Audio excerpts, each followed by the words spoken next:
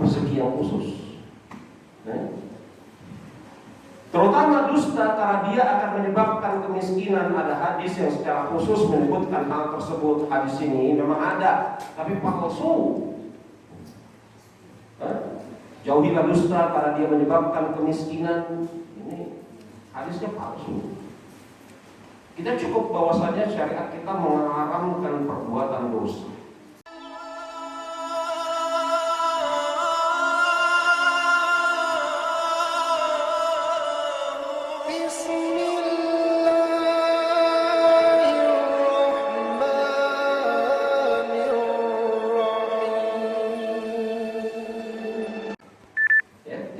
Pada pasal yang baru, yakni pasal hal-hal yang mendatangkan dan menolak rezeki serta memperpanjang dan mengurangi umur.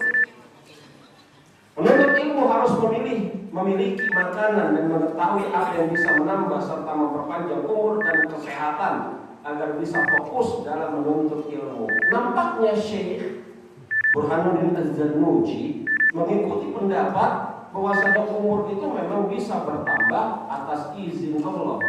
Karena kita sama-sama maklum bahwasanya ulama kita berbeda pendapat apakah umur bisa bertambah. Makanya Rasulullah SAW pernah bersabda, siapa yang ingin agar diberi keluasan rezeki dan dipanjangkan umurnya, maka hendaklah dia menyambung tali silaturahim. Maklum, sebagian ulama mengatakan enggak, umurnya enggak bertambah. Yang bertambah di sana adalah keberkahan umurnya. Tapi nampaknya Syekh Az-Zarnuji berpendapat memang betul-betul umur bisa bertambah. Sudah barang tentu bertambah umur di sana bukan karena usaha manusia atau tepukan tangan selama panjang umur. Selamat panjang umur ini nggak menambah umur, menambah maksiat ya. Penuntut ilmu harus memiliki makanan dan mengetahui apa yang bisa menambah serta memperpanjang umur dan kesehatan agar bisa fokus dalam menuntut ilmu. Iya, penuntut ilmu itu harus fisiknya sehat, jangan sakit-sakitan. Di antara alamat kebaikan seorang muslim kata Rasul, al-mu'minul qawi ahabbu inallahi minal mu'min dhaif. Mukmin yang kuat itu lebih dicintai di sisi Allah Subhanahu wa taala daripada mukmin yang lemah. Maka cobalah kita ini jaga kesehatan kita. Usahakan supaya kita ini menjadi seorang muslim yang kuat. Maka untuk memenuhi kebutuhan hadis tadi sahih riwayat Imam Muslim. Maka untuk memenuhi kebutuhan itu semua para ulama menulis beberapa kitab. Dan saya ingin menyebutkannya sebagian saja di sini secara ringkas. Rasulullah SAW bersabda, la yaruddul qadara illa bidu'a wa la yazidul fil umur illa fil bir. Fa inna rajula yuharramu minal rizqi bidzambi yusibuhu. Takdir tidak bisa ditolak kecuali dengan doa. Umur tidak bisa ditambah kecuali dengan perbuatan baik. Sesungguhnya seseorang terhalang dari rezeki lantaran dosa yang dia lakukan. Ini hadis sahih. Ya, ini hadis sahih diriwayatkan oleh Imam Ibnu Majah dan Imam Ahmad dari sahabat Thauban bin Malik radhiyallahu anhu. Ini hadis sahih. Ya, hadis ini sahih diriwayatkan oleh Imam Ahmad dan Imam Ibnu Majah dari sahabat Thauban bin Malik radhiyallahu anhu. Jadi supaya umur kita panjang, kalau kita mengikuti pendapat yang mengatakan memang betul umur itu bisa panjang, maka berdoa kepada Allah agar diberi usia yang panjang. Kemudian lakukan amal-amal kebaikan. Walaupun belum tentu orang yang umurnya panjang, orang yang senantiasa berbuat baik. Makanya Rasulullah SAW mengatakan ketika mensifatkan siapa seorang yang paling baik, beliau mengatakan mantulhu umruhu wa hasuna amaluh. Orang yang panjang umurnya dan baik amalnya. Ada orang yang paling buruk, panjang amalnya, jelek. Panjang umurnya, jelek amalnya. Semakin tua bukannya semakin taat, semakin tua semakin kencang joget dangdutnya.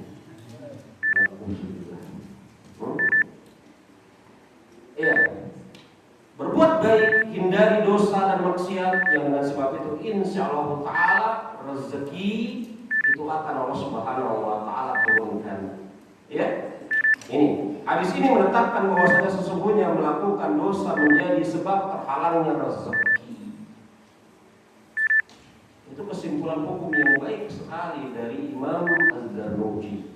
Dan ini juga yang dikatakan oleh para ulama, semisal si ini, dosa itu akan menghalangi rezeki. Kalau kemudian Ustaz, orang itu senantiasa berbuat dosa, banyak aja kok rezekinya. Maka kata Syekh Utsaimin, rezeki di sana bisa bersifat rezeki umum dan rezeki yang khusus. Rezeki yang khusus adalah keberkahan rezeki tersebut, dan itu mustahil didapatkan kecuali atas orang-orang yang beriman dan menjauhkan diri dari perbuatan dosa. Rezeki yang khusus, terutama dusta, karena dia akan menyebabkan kemiskinan. Ada hadis yang secara khusus menyebutkan hal tersebut. Hadis ini memang ada, tapi palsu. Jauhilah dusta karena dia menyebabkan kemiskinan. Ini hadisnya palsu. Kita cukup bahwasanya syariat kita mengharamkan perbuatan dosa. Ya. Demikian pula tidur di pagi hari akan mencegah rezeki. Ini omongan orang tua kita. Jangan tidur di pagi hari, nanti rezekinya dipatok ayam. Sebenarnya yang lebih utama adalah apa? Di pagi hari itu waktu yang barokah. Maka tidak layak kemudian diisi dengan banyak tidur. Karena Rasul alaihi salatu wasallam berdoa kepada Allah Subhanahu wa taala, Allahumma barik ummati fi tuquriha. Ya Allah, berkahilah umatku di waktu pagi harinya. Jadi jangan pagi hari itu dihiasi untuk tidur, tapi beraktivitas. Ya. Sedangkan banyak tidur menyebabkan miskin harta, juga miskin ilmu. Iya betul. Coba aja banyak tidur, mustahil bisa menjadi orang sukses. Tidur aja kerjaannya. Gimana bisa dapat ilmu kalau kerjaannya tidur aja? Gimana bisa mendapatkan rezeki kalau tidur saja? Kata bos, kerja kamu. Enggak, bos, saya pengen tidur dulu. Belajar, enggak, saya pengen tidur dulu. Jelas ini, banyak tidur itu menyebabkan miskin. Ini sesuatu yang diketahui secara nalar sehat, dan juga menyebabkan miskin ilmu. Seorang penyair berkata, kebahagiaan seseorang terletak pada pakaian yang dia gunakan, sedangkan terkumpulnya ilmu terletak pada meninggalkan kantuk. Dia juga berkata, bukan termaksud kesedihan jika beberapa malam berlalu tanpa ada manfaat. Bukankah termaksud kesedihan jika beberapa malam berlalu tanpa ada manfaat dan sebagian usia disia-siakan. Dia juga berkata, bangunlah engkau di waktu malam, siapa tahu engkau akan mendapatkan petunjuk. Sampai kapan engkau habiskan malammu untuk tidur, sedangkan usiamu semakin habis berlalu. Tidur dengan telanjang, kencing dengan telanjang, makan dalam keadaan junub, makan sambil bersandar, membiarkan makan yang terjatuh, membakar kulit bawang merah dan bawang putih, mengepel lantai pada malam hari, membiarkan sampah berserakan di rumah, berjalan di depan orang tua, memanggil kedua orang tua langsung dengan namanya, menyela-nyela gigi dengan kayu, melumuri kedua tangan dengan tanah dan debu, duduk di ambang pintu, bersandar pada salah satu daun pintu, berwuduk di tempat buang air besar, menjahit baju yang sedang dipakai. Ini jelas, baju lagi dipakai dijahit, ketusuk jahit. Masya Allah, Zarnuji al-Imam. Ya, mengeringkan wajah dengan kain. Nah, mengeringkan wajah dengan kain ini khilaf ulama. Bolehkah seseorang habis berwudu mengeringkan wajah dengan kainnya? Yakni mengeringkan anggota tubuh dengan kainnya.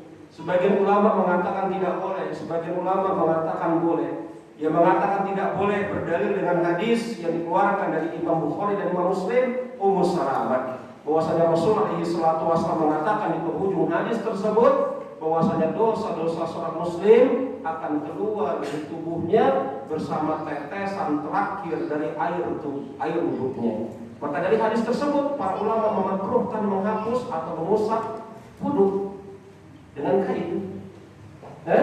Tapi dalam hadis bisa bersaksi bahwasanya setelah Rasul alaihi salatu wasallam mandi janabah, beliau meminta sepotong kain yang dipakai untuk mengelap tubuhnya. Maka masalah dilap atau tidak dilap habis wudu atau habis mandi janabah ini perkara yang silahkan saja. Tapi kalau kemudian Anda tidak mengelap, kemudian muncul bersin rematik, maka jangan lakukan. Kan begitu ya? Sekedar keluar masjid setelah sholat subuh, pergi ke pasar pagi-pagi buta. Ngapain pergi ke pasar pagi-pagi buta? Pedagang kali ya. Sedangkan pulangnya berlambat-lambat, membeli remukan roti dari orang miskin. Membeli remukan roti ini tepung panir kali ya. Ini laki-laki nggak tahu remukan roti ini. Remah-remahan. Meminta jelas perkara yang tercela. Mendoakan keburukan kepada orang tua, na'udzubillah min dzalik. Tidak menutup wadah yang ada makanan dan minumannya, ini betul. Menutup makanan yang tidak menutup makanan, ini perbuatan buruk. Yang Rasul perintahkan kita untuk menutup makanan dan minuman.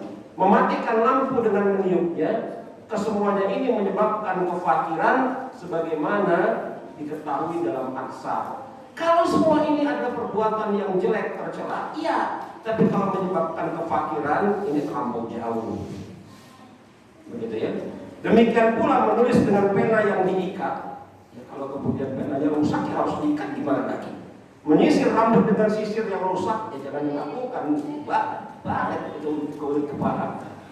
Ya, tidak mendoakan kebaikan untuk orang tua, memakai sorban sambil duduk, imam maksudnya, memakai celana panjang sambil berdiri, kikir, terlalu hemat dalam belanja kebutuhan keluarga, atau sebaliknya berlebih-lebihan, serta malas, berlambat-lambat dan menyepelekan sesuatu urusan, semuanya akan menyebabkan kefakiran. Rasul bersabda, turunkanlah rezeki dengan bersedekah. Ya, hadis ini, hadis turunkan rezeki dengan bersedekah, ini hadis yang dhaif. Sebagian ulama ada yang mengatakan hadis ini palsu. Syekh Albani mendhaifkan dengan mengatakan hadis ini lemah sekali. Imam Ibnu Jauzi rahimahullah taala mengatakan hadis ini palsu. Dalam Al-Mawdu'at, Imam Ibnu Jauzi mengatakan hadis ini palsu. Baca surat Waqiah terutama pada malam hari sebelum tidur. Memang ada riwayat yang mengatakan seperti ini, man qara'a suratul Waqiah kullu lailatin lam tusibbahu faqratu abadan. Siapa yang membaca surat Al-Waqiah setiap malam sebelum tidur, maka tidak akan tertimpa kemiskinan selama-lamanya. Hadis ini dhaif, bahkan dihukumi palsu oleh sebagian ulama. Ya, memang ada hadisnya, man qara'a suratul Waqiah kullu lail lam tusibbahu faqrah abadan. Ini hadis dhaif, bahkan sebagian ulama menghukumi palsu. Membaca surat Al-Mulk, Al-Muzammil, wal laili idza yakhsha, Al-Nasr. Ya, ini tidak ada dalil yang menguatkan di dalam Al-Mulk. Kalau Al-Mulk ini ada dalilnya. Siapa yang membaca surat Al-Mulk sebelum tidur, maka akan dijaga dari fitnah. Fitnah apa? Fitnah kubur. Tapi sekali lagi tentang derajat hadis surat Al-Mulk ini, itu juga dipersisihkan oleh para ulama tentang derajatnya. Adapun Muzammil, Walail, Alam Nashrah dan yang lainnya, ini tidak ada dalil yang mendasarinya. Hadir di masjid sebelum azan selalu dalam keadaan suci. Memang seperti itu. Jangan imam yang menunggu kita, tetapi imamlah yang kita tunggu. Ya, menunaikan sholat sunnah fajar dan witir di rumah. Memang yang lebih utama adalah mengerjakan sholat sunnah di rumah. Makanya Rasul alaihi wasallam mengatakan afdhalus sholat lirijal. Gimana hadisnya? Afdhalus sunnah lirijal fi baitiha ila al-maktubah. Seutama-utama sholat bagi seorang laki-laki adalah di rumahnya kecuali sholat yang wajib. Begitu kata Rasul alaihi wasallam dalam hadis riwayat Imam Muslim. Maka utama sholat sunat dikerjakan di rumah. Allahumma kecuali kita tidak mungkin mengerjakan di rumah.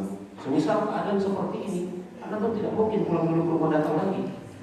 Begitu ya? Atau kita lagi di kantor, atau kita lagi di tempat usaha kita, dagang kita, atau kita sedang di sekolahan. Tapi yang paling baik adalah mengerjakan sholat sunnah di rumah. Dengan catatan, kalau kemudian kita mengerjakan sholat sunnah di rumah itu terjaga tidak meninggalkan takbiratul ihram imam. Makanya para ulama berbeda pendapat. Lebih utama mana? Mengerjakan sholat sunnah di rumah bersamaan dengan itu mungkin tertinggal takbiratul ihram imam, atau mengerjakan sholat sunnah di masjid dan mungkin bisa mendapatkan takbiratul ihram imam. Maka jumhur berpendapat yang kedua, karena mengikuti imam dari awal keutamaannya besar. Bahkan Rasul mengatakan la sholata iza uqimalis sholat fala sholata illa maktubah. Ketika telah ditegakkan iqamah untuk sholat, tidak ada sholat kecuali sholat yang wajib. Iya, ini nasihat juga buat santri. Jangan Jangan menunda-nunda. Datang, apalagi masjidnya dekat. Masjidnya jauh dari sana, dekat. Ya, jangan menunda-nunda. Langsung kemudian berdiri di dalam saf, menunggu imam. Jangan menunda-nunda sholat jemaah. Ya. Tidak banyak duduk-duduk bergaul dengan wanita kecuali ada hajat, dan tidak berbicara yang sia-sia. Ini dia nih. Sebagian kemudian penuntut ilmu, baik yang laki-laki atau yang perempuan, terkadang tidak menjaga batasan-batasan, cekakak-cekiki, berbalas salam, emotikon di dalam media sosial. Yang bersama dengan itu menisbatkan sebagai penuntut ilmu. Padahal Rasul alaihi salatu wasallam mengatakan al-mar'atu yastaqbilu bi suratil syaitan wa yastaqbilu bi suratil syaitan. Perempuan ini, perempuan-perempuan, ini ucapan Rasul, jangan tersinggung. Perempuan itu membelakangi dalam gambaran setan, menghadap juga dalam gambaran setan. Maksudnya godaan perempuan itu sangat besar bagi laki-laki. Betapa banyak orang-orang soleh terjatuh gara-gara fitnah perempuan. Sebagian ikhwan itu ada yang kemudian berlapang-lapang, cekakak-cekikik sama wanita. Penuntut ilmu juga jangan seperti itu, fokus terhadap ilmu. Jodoh insya Allah ada. Jodoh insya Allah ada. Orang yang baik untuk orang yang baik. Maka jadikan diri kita sebagai orang yang baik, insya Allah dapat orang yang baik. Gimana nanti ya? Nanti lama-lama kalau saya nggak mikirin, nggak pacaran, nggak dapat jodoh. Banyak yang nggak pacaran menikah. Betul? Banyak yang pacaran udah lama pacarannya sampai bosan nggak nikah.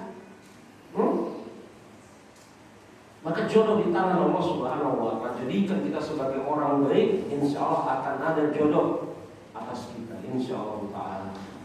Ya, maka jemaah rahimahullah jangan berlapang-lapang di dalam pergaulan dengan lain jenis ini. Jangan berlapang-lapang. Makanya Rasulullah SAW mengatakan, saya tidak tinggalkan kepada kalian fitnah yang sangat besar, melainkan fitnah wanita. Dikatakan siapa yang menyibukkan diri dengan hal-hal yang tidak berguna, maka dia akan kehilangan hal-hal yang berguna. Buzur Umir berkata, jika kamu melihat seseorang yang banyak bicara, maka yakinlah bahwasanya dia telah gila. Ngomong gila ini. Ya. Ali bin Abi Thalib radhiyallahu anhu mengatakan, jika akal telah sempurna, maka sedikit bicaranya. Penulis kitab ini berkata dalam syairnya, jika sempurna akal seorang hamba, maka akan sedikit bicaranya. Yakinlah bahwa seseorang itu bodoh jika dia banyak bicara. Karena orang bodoh itu hendak menutup kebodohannya dengan banyak bicara. Itu modus orang-orang bodoh. Orang-orang bodoh itu hendak menutupi kebodohannya dengan banyak bicara. Terkadang dia berbicara sesuatu yang tidak dia pahami. Jadi untuk menutup aibnya dia banyak bicara. Yakinlah bahwa seseorang itu bodoh jika dia banyak berbicara. Perkataan adalah hiasan, sedangkan diam adalah keselamatan. Berkata itu hiasan, nilai tambah. Diam keselamatan, modal pokok. Kita harus menjaga keselamatan daripada mencari tambahan. Begitu ya. Jika engkau berbicara jangan berlebihan. Aku tidak menyesal jika sekali harus diam. Namun aku sungguh menyesal ketika berbicara akan tetapi salah dalam pembicaraan. Adapun hal yang menambah rezeki adalah setiap hari setelah terbit fajar sampai waktu sholat mengucapkan Subhanallahil azim wa bihamdihi, Subhanallahil azim wa bihamdihi, Astaghfirullahalazim wa atubu ilaih. Ini pada hakikatnya bukan cuma sekedar menambah rezeki. Memang ini Mari belajar bahasa Arab bersama aplikasi Loghoti. Loghoti sebuah aplikasi untuk semua umur yang ingin belajar bahasa Arab mulai dari nol. Aplikasi ini memberikan pembelajaran yang bukan berupa tulisan saja, namun jika dilengkapi dengan video agar pengguna Loghoti lebih mudah dalam memahami pelajaran bahasa Arab. Dalam aplikasi ini Anda juga dimanjakan dengan fitur koin untuk beramal soleh atau membeli produk-produk edukasi yang bermanfaat. Tunggu apa lagi? Segera download aplikasi Loghoti.